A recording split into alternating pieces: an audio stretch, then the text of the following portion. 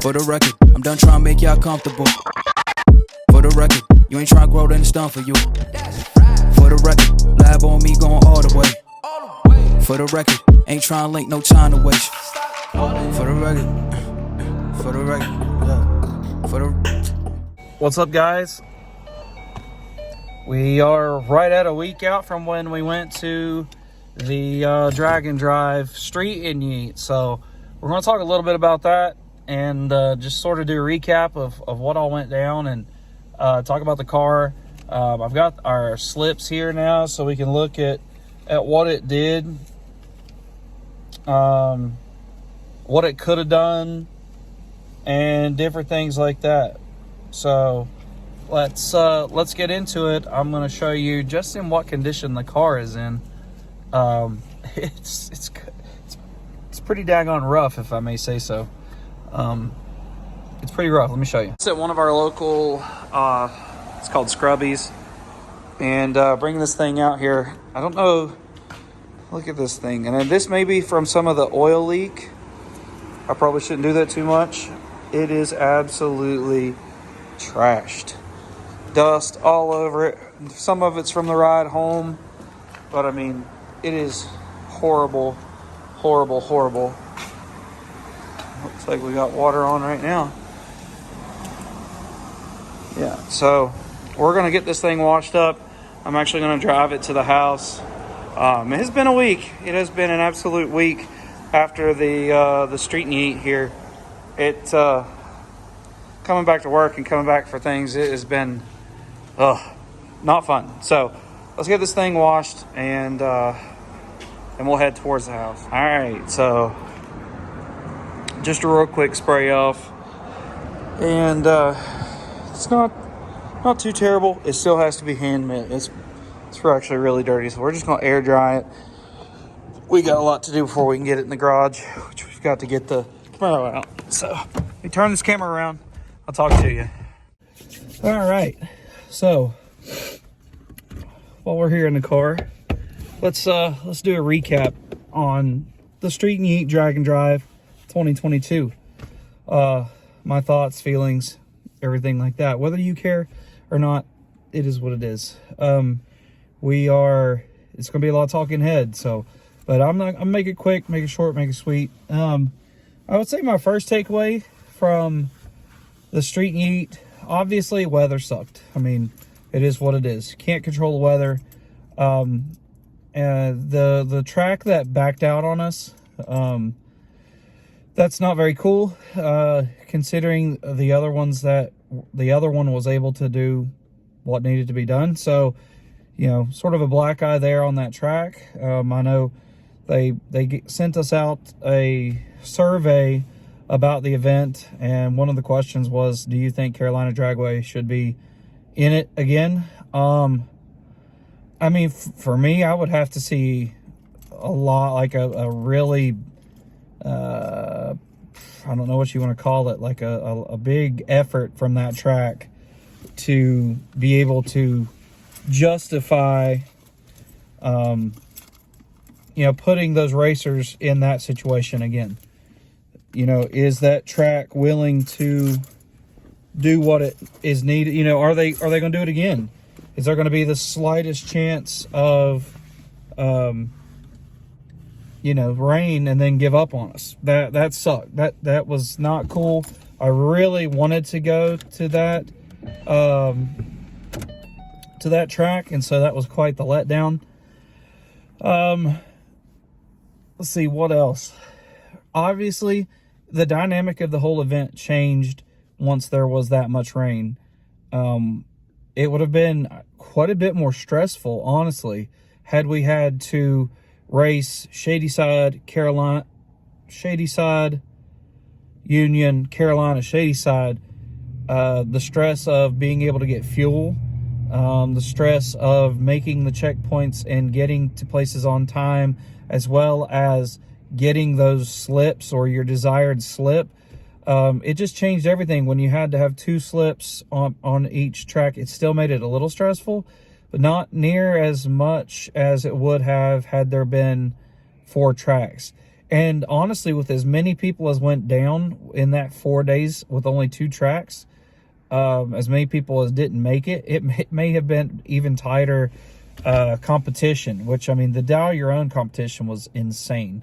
The .00 whatever margin between first, second, and third was crazy. So big shout out to you guys. I don't think I'll be doing that next time. The next time I'm going to be going for try to go as fast as possible. I can't do the index. That's my next takeaway is index racing is not for me.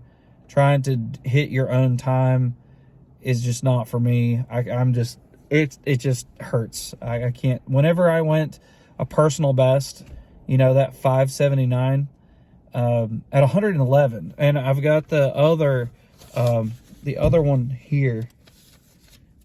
Let's see here. Where's my 580? Right here's the other 582. I had another 582. I don't know where it went to. It's a little strange.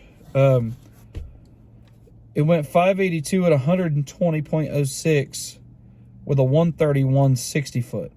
So I've got that 570 slip. Pretty sure it's on my phone as where I've got it. And you know, I want a 128 60 foot on the other one. I'd like to see what that 330 was. I remember that 330 being ridiculously fast. So if I could go a 28 again, you know, that would have dropped that down to like a 369. And who knows? I mean, that would have been awesome. It's crazy that it went 579 at 111, and that was 582 at 120, almost 10 miles an hour. So crazy. So next takeaway from Drag and Drive event. I guess next, do one. I mean, got to race at Ford. I think registration was $150. My entry was $150. You do have to pay per track to go in, which is fine. I mean, I'm cool with that. So you're looking at less than $200 entry, and the payouts were crazy. They were really good. They paid back third place, all kinds of gift certificates and winning things that you're gonna really use, and you're not gonna just, I don't know. I like having the gift certificate thing, because I mean, that makes me actually spend it on the car and not you know, gas or whatever. So, which is probably bad, but it is what it is. So the payouts were awesome. The seeing everybody was just, it was such a good time. I mean, it really was. So, and just if you're a hot rodder or a race car guy or car guy or whatever, you're going to enjoy yourself. I mean, you really are. If you enjoy driving your car, that's like your thing, is to drive, and you're not just all about the racing. This is your thing to do. Like, I mean, you go and race with some of the coolest cats, in my opinion, in the racing community, because they're so driven to race. I mean, it's just it's a whole different atmosphere than like if you go to a heads up no prep event or anything like that. And that's not knocking it either way. It's you know, each one has their own different flavor or whatever you want to call it.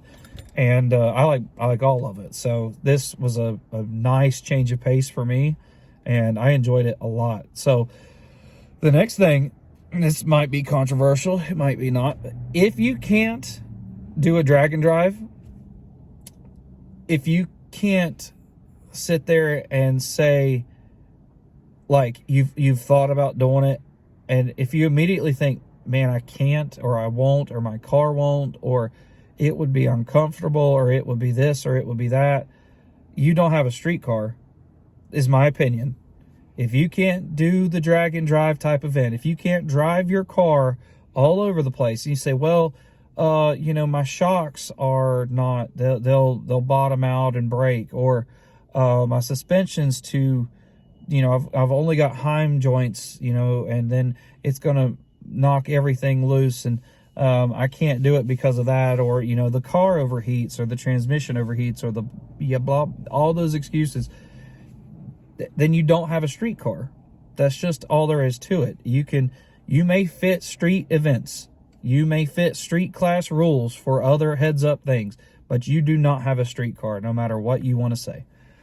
So even myself, who's complained about cars coming in and puppy kicking, like Travis Martin, I'm going to use him for an example. has done multiple drag and Rocky Mountain Race Weeks. I am not going to, if you can do that, then you have a legit street. Dean Moslow in the 300Z or 300ZX street car. I mean, look what he did this past week. That blue Trans Am, the F-body car, went 4.8s. Street car. It is what it is. If you drove 400 miles in the rain and the sun and some gorgeous roads in South Carolina and North Carolina, horrible quality, gorgeous scenery, then you have a street car. That's just all there is to it.